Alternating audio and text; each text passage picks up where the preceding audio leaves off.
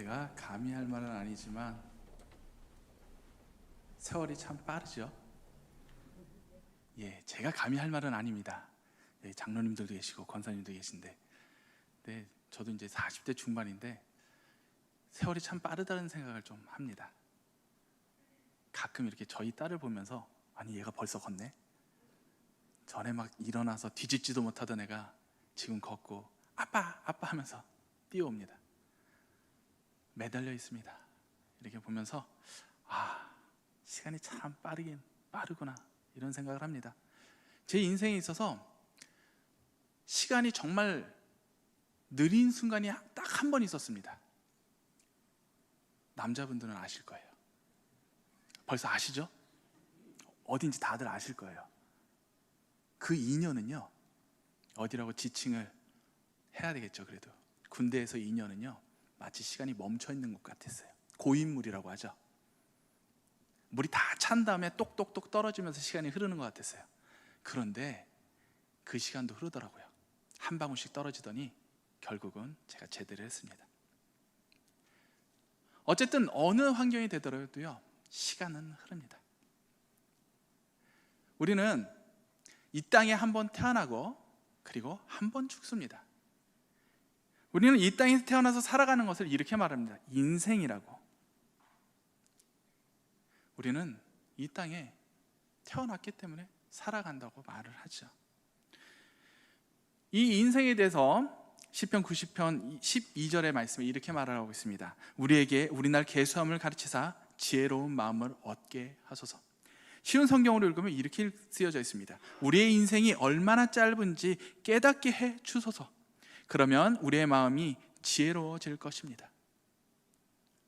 우리의 인생이 얼마나 짧은지 성경은 이렇게 우리에게 말해주고 있는 것입니다. 그리고 우리는 우리의 인생이 이렇게 짧다는 것을 깨달아야 한다는 것이죠. 그리고 시편 9편 10편의 10절에는 이렇게 기록하고 있습니다. 우리의 연수가 70이요 강건하면 80이라도 그 연수의 자랑은 수고와 슬픔뿐이요 신속히 가니 우리가 날아가나이다. 오래 살아야 70에서 80이라고 이렇게 얘기를 하고 있습니다. 그러나 요즘은 제 나이대의 기대 수명은 100살이 넘는다고 말을 합니다. 정말 많이 기대 수명이 너무 많이 높아졌죠. 그런데 기대 수명이 아무리 늘어나도 70에서 80에서 100살이 되어도 여전히 시간은 날아가고 있다는 것입니다. 똑딱똑딱 지금도 이 시간은 계속해서 흘러가고 있습니다. 이번 주 목요일 날 전도특공대가 모였습니다. 권사님께서 이런 말씀을 하시더라고요. 60대 때는 시간이 시속 60으로 흐른다면 70대 때는 시속 70으로 흐르고 80대 때는 시속 80으로 흐른다고. 공감되시나요? 저도 공감이 되더라고요. 40대인 저도 실감을 하고 있어요. 근데 저한테는 그럼 시속 40으로 흘러야 되는데 제가 체감하는 건 저도 시속 80으로 흐르는 것 같습니다. 그래서 그런지 2022년이 엊그저께 시작한 것 같아요. 근데 벌써 10월달이 됐습니다. 이제 좀 있으면요, 벌써 이 한 해를 마무리해야만 합니다. 우리에게 주어진 시간은요, 이렇게 빨리 흘러가고 있습니다. 이 말은 무엇입니까? 그러므로 우리는 더욱더 이 시간을 아껴야 한다는 것입니다. 허비해서는 안 된다는 것이죠. 즉 쓸데없는 일에 시간을 보내서는 안 된다는 것입니다. 쓸데없는 일에 시간을 보내는 것을 이렇게 말을 합니다. 허송세월. 허송세월이란 말의 뜻은 무엇입니까? 아무 일도 하지 않고 세월을 그냥 흘려보내는 것을 허송세월이라 합니다. 좀 더 풀어서 삶의 가치 있는 일은 전혀 하지 않으면서 시간을 헛되이 보내는 모습을 가리켜 허송세월이라고 합니다. 그렇다고 허송세월을 보내지 않는 사람은 이 땅에 아무도 없습니다. 작든 크든 우리는 모두 허비하는 시간이 있습니다. 그러나 이러한 시간을 우리가 얼마나 인지하냐는 것이 문제일 것입니다. 우리가 어느 때 우리는 이렇게 시간을 허비하는 순간이 있을까요? 예를 들어 볼까요? 지금 시험 보신 지 너무 오래돼서 잘 기억이 안 나시겠지만 시험 볼 때 한 달 후에 시험이 있습니다. 중간고사가 있습니다. 중요한 시험이 있습니다. 보통은 한 달 내내 열심히 공부를 해야 돼요. 근데 많은 친구들이 많은 그리고 분들이 이렇게 합니다. 닥쳐서 시험 공부를 시작하죠. 하루 전날 아니면 이틀 전날서부터 공부를 시작합니다. 그러고선 공부를 다 못 마치고 시험을 봅니다. 그걸 후회를 하죠. 일찍 시작할 걸. 그런데요, 그게 계속 반복돼요. 또 하루 전날 시험 공부하고, 그러고선 또 후회하고, 그러고선 졸업을 하고, 그리고 끝이 납니다. 결심만 하고 그냥 보내는 시간들이 얼마나 많이 있습니까? 그것을 실행할 시간을 우리는 그냥 보내버리는 것입니다. 우리는 우리에게 주어진 시간을 아껴야 합니다. 그런데 우리는 이렇게 그냥 흘려보내는 시간들이 있다는 것이죠. 그렇다면 시간을 아끼기 위해서 우리는 어떻게 해야 할까요? 우리는 해야 할 일들을 하고 하지 말아야 할 것들은 하지 않아야 합니다. 그럼 과연 해야 할 것들은 무엇이고 하지 말아야 할 것들은 무엇이 있을까요? 에베소서 4장 1절 말씀입니다. 그러므로 주 안에서 갇힌 내가 너희를 권하노니 너희가 부르심을 받은 일에 합당하게 행하여. 바울은 에베소 교인들에게 이렇게 권면을 합니다. 부르심 받은 일에 합당하게 행하라고. 우리가 해야 할 것은 바로 여기에 있습니다. 부르심에 받은 일에 합당한 삶을 사는 것. 그렇다면 부르심을 받은 일에 합당한 삶은 무엇일까요? 그리스도인으로서 예수 그리스도를 믿는 삶을 사는 것입니다. 이는 예수 그리스도께서 이 땅에서 살아가신 그 삶을 따라가는 것이죠. 예수님이 보이신 삶, 그게 하나님 사랑 그리고 이웃 사랑입니다. 하나님 사랑은 하나님의 영광을 위해서 하나님께 순종하며 마지막까지 하나님께만 기쁨이 되는 삶을 사신 것입니다. 또한 이웃 사랑은 겸손과 온유로 오래 참음과 사랑으로 서로 용납하고 평안하게 하나 되는 삶을 사는 것입니다. 그러나 이런 삶을 따라가기에 우리가 예수 그리스도를 믿는다고 해서 저절로 이런 삶이 되는 것은 아닙니다. 우리는 여전히 예수 그리스도를 믿지만 하나님이 기뻐하시는 일을 하지 않고 있습니다. 하나님이 기뻐하는 삶을 살고 싶은데 그러지 못하는 경우가 너무나도 많다는 것이죠. 그렇다면 하나님의 뜻대로 살기 위해서는 어떻게 해야 합니까? 그렇게 살기 위한 우리의 노력이 있어야 한다는 것입니다. 에베소서 5장 15절 말씀입니다. 그런즉 너희가 어떻게 행할지를 자세히 주의하여 지혜 없는 자 같이 하지 말고 오직 지혜 있는 자 같이 하여. 그러므로 우리는 지혜 있게 행해야 합니다. 15절에서 자세히 주의하다, 이 말은 신중하게 행동을 하다라는 뜻입니다. 이것을 좀 더 풀어서 설명을 하면 자세히, 주의 깊게, 철저히라는 뜻을 가지고 있습니다. 그러므로 어떻게 행할지를 자세히 주의하여라는 말을 직역을 하면 주의 깊게 살펴보면서 행하라라는 뜻이 됩니다. 사람이 아무리 균형 감각이 좋아도 눈을 감고 걷게 되면은 비틀거리고 위태롭게 됩니다. 하지만 눈을 부릅뜨고 앞을 내다보면서 한 걸음 한 걸음 내디디면 누구라도 목적지까지 똑바로 걸어갈 수가 있습니다. 우리가 허송세월을 하지 않고 하나님의 뜻대로 행할 수 있는 비결은 바로 하나님의 말씀을 기준으로 하여 우리가 어떻게 행동하여야 할지를 자세히 살피는 것밖에 없다는 것입니다. 이렇게 하나님의 뜻을 살피면서 비틀거리지 않고 똑바로 걷는 사람이 세월을 아끼는 사람이고, 세월을 아끼는 사람이 바로 지혜로운 사람입니다. 그렇다면 반대로 어리석은 사람은 어떤 사람입니까? 하나님의 뜻을 살피지 않고 그냥저냥 살아가는 사람입니다. 이것이 바로 지혜 없는 행동으로 어리석은 사람입니다.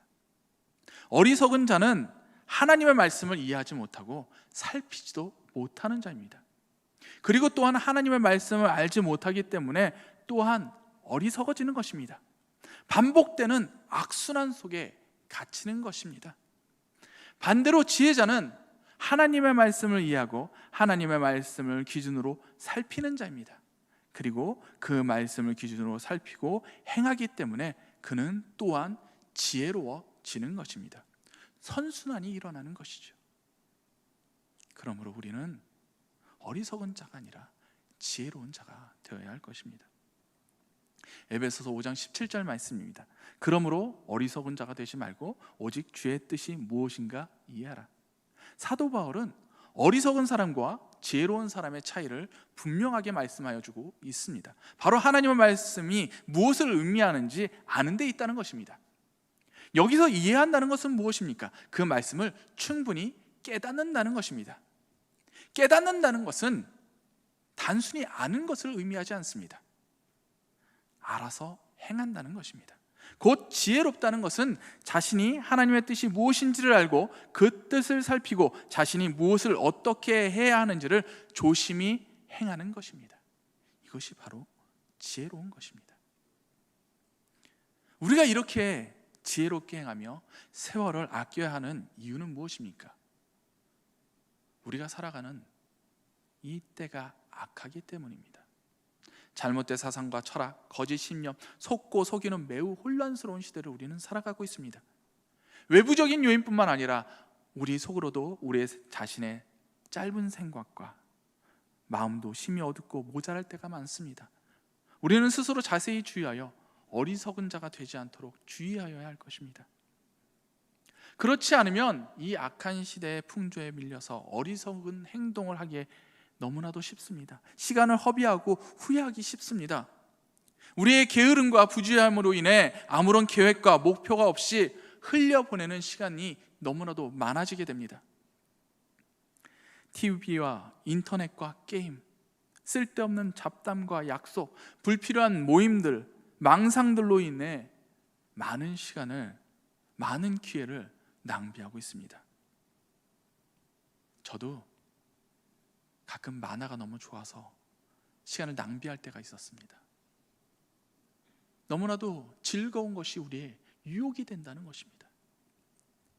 때가 악하기에 우리 주변에는 가정과 교회와 사회에서 우리가 맡은 일을 기독교인답게 아름다운 열매를 맺기 위한 삶에 집중하지 못하도록 하는 일들이 너무나도 많다는 것입니다.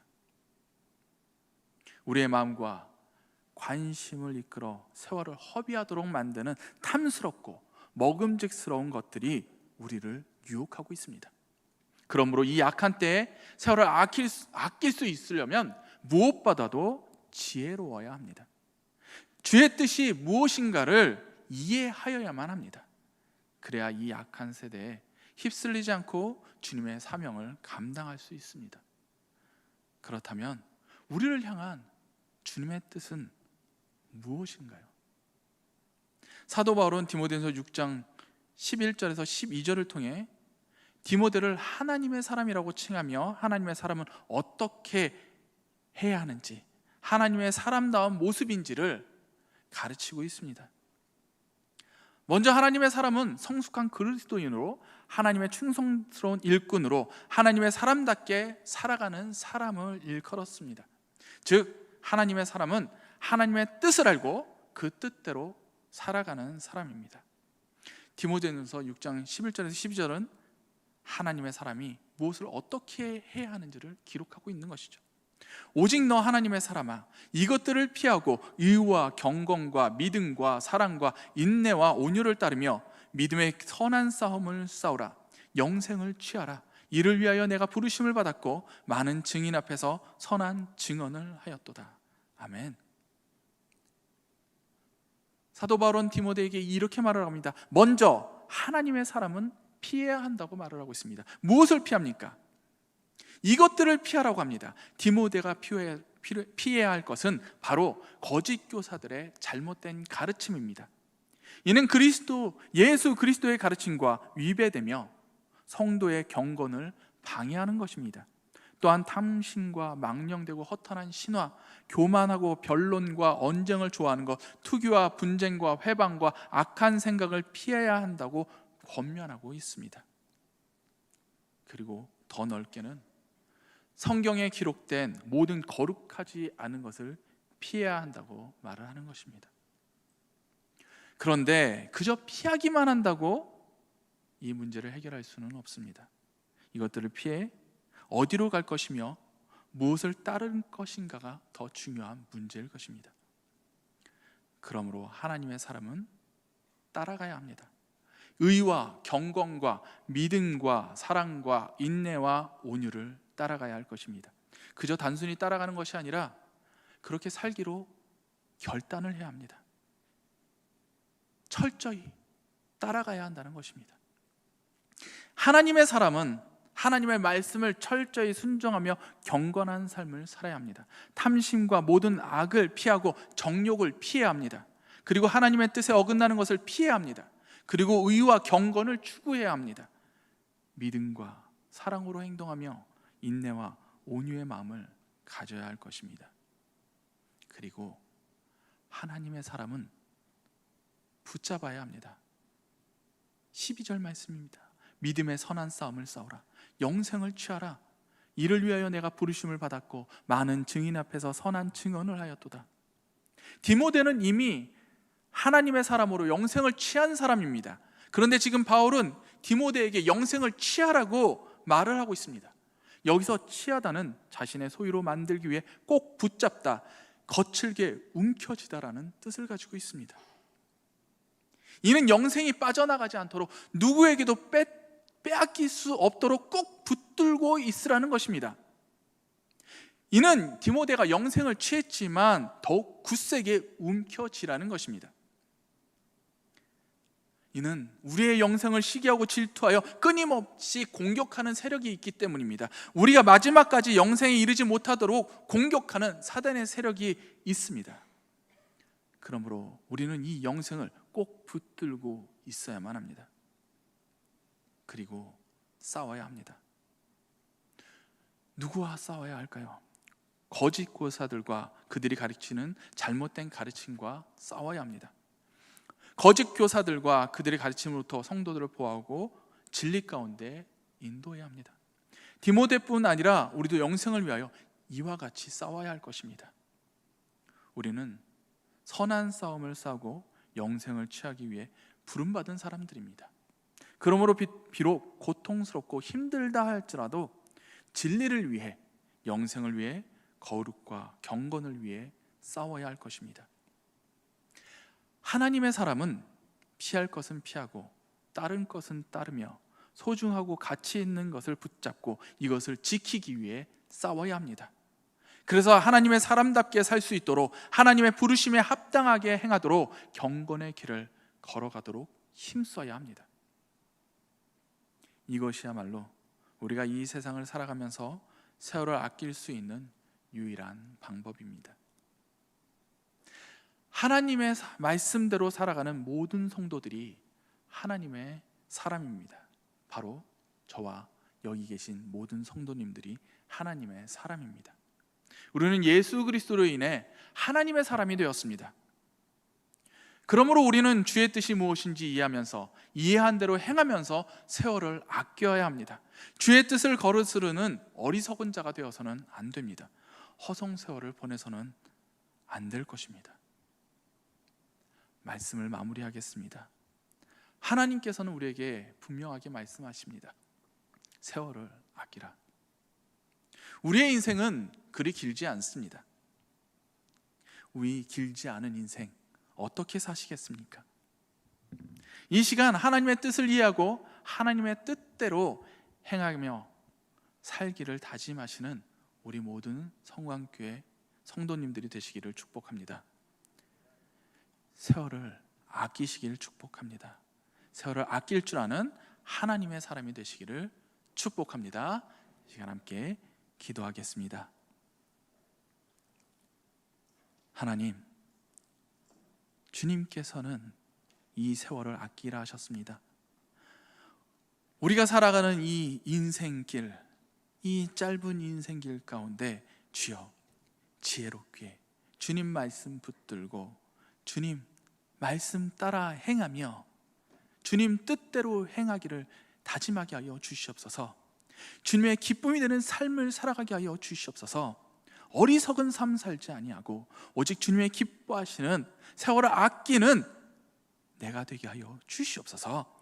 주님께서 함께하여 주시옵소서. 예수 그리스도를 받들어 기도드리옵나이다. 아멘.